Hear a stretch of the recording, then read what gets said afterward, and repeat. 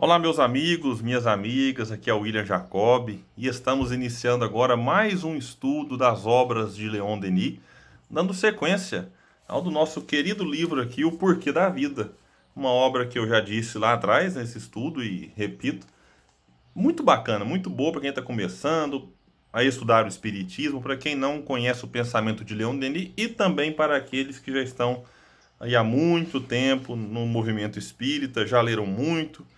Leon Denis sempre oferece reflexões interessantes, né? E hoje nós daremos continuidade ao capítulo 6, intitulado Justiça e Progresso. E aqui ele vai começar um parágrafo fazendo um questionamento bem interessante. Eu até já tinha adiantado um pouco no estudo anterior, mas eu vou repetir a pergunta que ele coloca para nós. Sendo o objetivo da vida o aperfeiçoamento intelectual e moral do ser, que condição, que meio melhor nos convém para realizar esse objetivo? Essa é uma dúvida, porque ele veio trabalhando ao longo de toda a obra, o título do livro é O Porquê da Vida. E aí ele foi construindo a ideia para todos os seus leitores de que o objetivo maior da existência é o progresso moral e o progresso intelectual. Então ficou claro, né, isso para nós ao longo da obra toda. E aí ele pergunta, beleza, mas e aí, qual o melhor meio? Em que condição devemos reencarnar para, vamos dizer assim, chegar nesse objetivo com menos dificuldade? E aí ele complementa dizendo assim, o homem pode trabalhar para esse aperfeiçoamento em todas as condições, todos os meios sociais. Ou seja, não existe nenhuma condição que a gente possa dizer assim, ah, não, nessa condição ninguém evolui. Nessa condição ninguém progride. Então, sempre é possível, em qualquer condição a gente pode atingir esse objetivo. E em todos os meios sociais. Ah, mas eu nasci pobre. Pode, dá para progredir. Ah, mas eu nasci rico. Dá para progredir. A gente vai ver aqui mais para frente que a pobreza e a riqueza têm as suas particularidades, que não impedem o progresso. Pelo contrário, essas particularidades, se forem bem assimiladas e bem compreendidas e bem vivenciadas, pode até, vamos usar um termo assim, dar uma acelerada no progresso. E Denis conclui esse parágrafo dizendo, entretanto, ele, ou seja, o espírito, né, o homem, cadê aqui? Terá êxito mais facilmente em certas condições determinadas. Aqui agora ele vai dizer o que é o ideal. Ele vai falar aqui, eu vou adiantar porque não vai dar para falar das três condições nesse nosso estudo. Ele vai falar da riqueza, vai falar da pobreza e vai falar de uma condição mediana. A gente poderia dizer hoje classe média, só em termos assim, dessa diferenciação, né, das classes sociais da nossa sociedade. Então ele começa falando da riqueza. Eu já disse que ele vai falar tudo aqui para deixar sempre aquele gostinho do opa, quero ver o próximo estudo. Então é isso, fiquem aqui com a gente sempre, né? E como eu tenho dito sempre, fale desse nosso estudo com outros amigos, né? Quem eventualmente está acompanhando na Rádio Fraternidade e quiser acompanhar os capítulos anteriores, os episódios anteriores, no meu canal do YouTube, William Jacob, nós temos lá uma playlist com todos os estudos do livro O Porquê da Vida. Então, mesmo que aquele amigo seu não chegou aqui antes, ele pode acompanhar desta forma lá no meu canal. E às vezes você perdeu algum, não quer recomeçar a obra toda, quer ir por capítulo, nós temos separadinho na descrição lá por capítulo, né? Então tem capítulo que eu fico 2 episódios, tem capítulo que são 5, 6. Esse aqui eu acho que vai ser uns 10 episódios só sobre esse capítulo. Mas vamos lá então falar da riqueza. A riqueza proporciona ao homem poderosos meios de estudo. Permite-lhe dar ao seu espírito uma cultura mais desenvolvida e mais perfeita. Isso aqui é um fato, meus amigos. Eu gravo esse estudo na semana que inicia aí a Black Friday. É a semana que, não sei, talvez esse estudo vai ser visto daqui 50 anos. O que é isso, Black Friday? Black Friday é um movimento se não me engano, originário dos Estados Unidos, em que algumas empresas fazem ali promoções, né? Em alguns países, nos Estados Unidos, por exemplo, dizem que são promoções realmente imperdíveis. No Brasil, a gente tem promoções, mas, né, não tão chamativas assim, algumas até são. Então nós estamos aqui na véspera da Black Friday, enquanto eu gravo. Talvez quando vocês forem acompanhar esse estudo, não mais. E tem muita gente que tem vontade, quando ele fala aqui poderosos meios de estudo, de comprar um monte de livro espírita. Mas às vezes não tem dinheiro para tudo que quer. Então acaba tendo que escolher. Fala, olha, esse aqui eu quero, mas não consigo agora. Então vou priorizar. Qual vai ser a minha prioridade do momento? E não apenas livros espíritas, livros, material escolar mesmo, meus amigos. Eu tenho um casal de filhos que estudam em escola particular, a gente faz um esforço danado aqui, mas consegue pagar a escola particular. E quando chega a lista de material do começo do ano, eu falo com a minha esposa, meu Deus do céu. É muito caro, é muito difícil, é muito custoso. E a gente sabe que, no meu caso, que me considero assim, estou enquadrado ali na questão de classe média, já não é fácil. Então, para quem é das classes pobres, é impossível ter um filho em escola particular, não consegue. E mesmo nessas Black Fridays, a gente pode observar que muita gente simplesmente não consegue comprar, porque às vezes já está até endividado. O Brasil, por exemplo, é um país, enquanto eu gravo esse vídeo, é sempre bom dizer data, meus amigos, porque a gente não sabe quando a pessoa vai acompanhar esse estudo. Mas que agora em 2020 tem aí quase 100 milhões de pessoas negativadas no Serviço de Proteção ao Crédito, chamado SPC, Serasa. Então, pessoas que já estão endividadas, e às vezes com dívidas relativamente pequenas, mas que lhes impede de ter um crédito, de ter um cartão, de ter uma possibilidade até de comprar a prazo. Então é importante a gente salientar que a riqueza dá a muitos indivíduos a possibilidade de estudar mais. E estudando mais, ele se capacita mais para o próprio mercado de trabalho.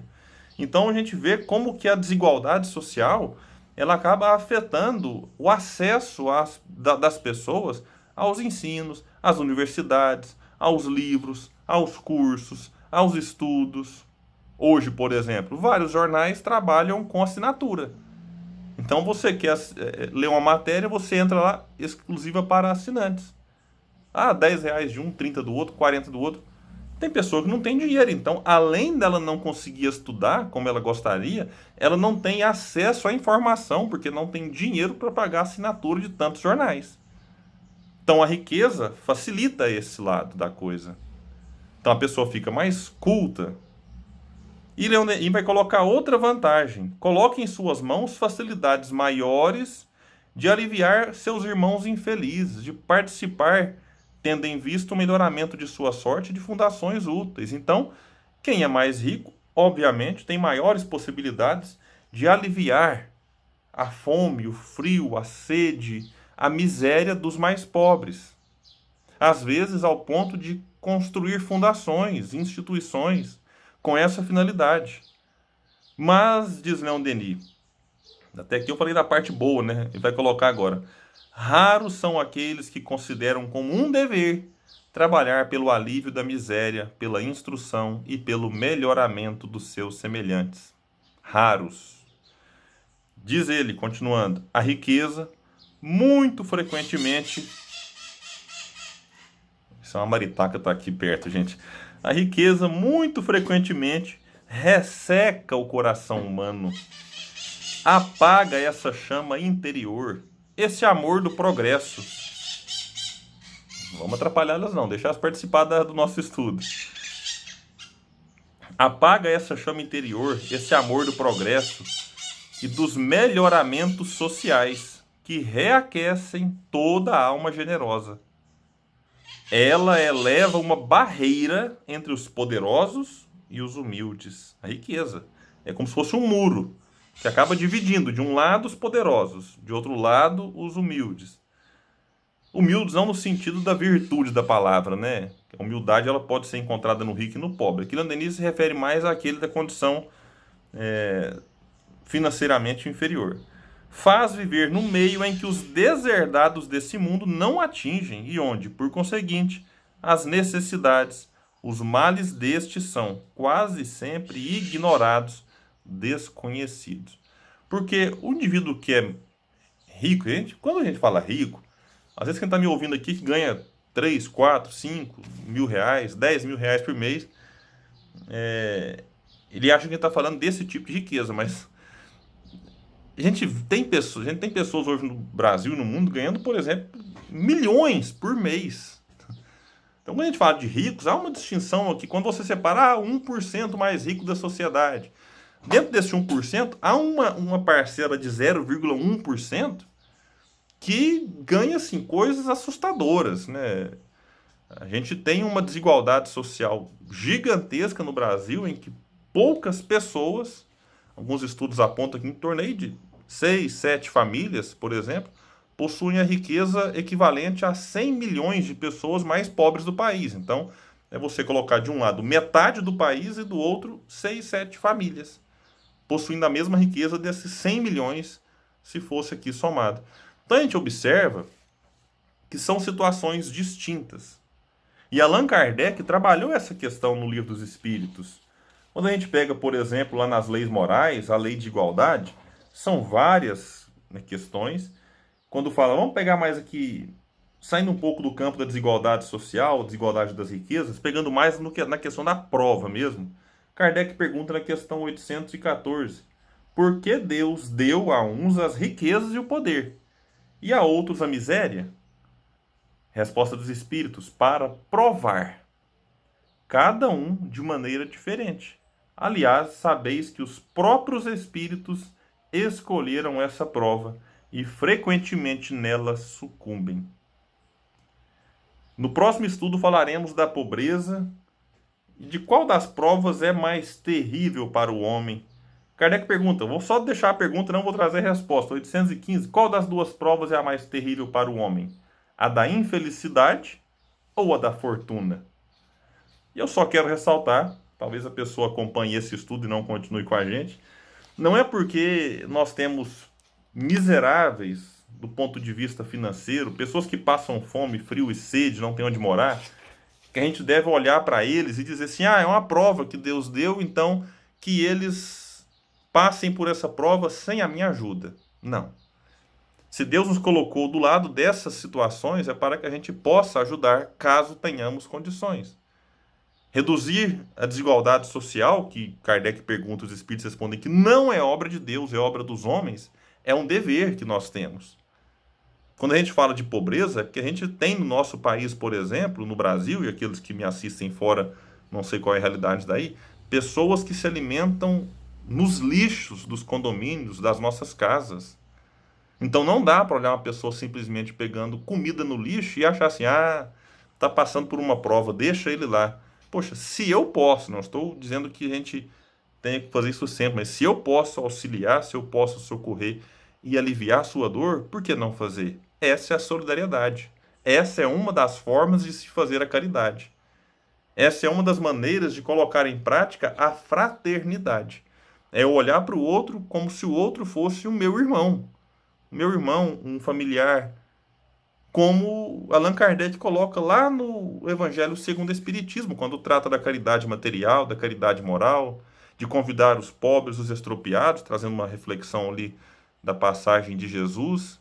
Enfim, que a gente possa olhar para essas diferenças e não ficar com o coração ressequido, como disse Leon Denis, mas enxergar o nosso papel na sociedade, que grita muitas vezes para ter o que comer, para ter o que vestir, o que beber, onde morar. Que Jesus nos abençoe. Até o próximo estudo das obras de Leon Denis, continuando no livro O Porquê da Vida.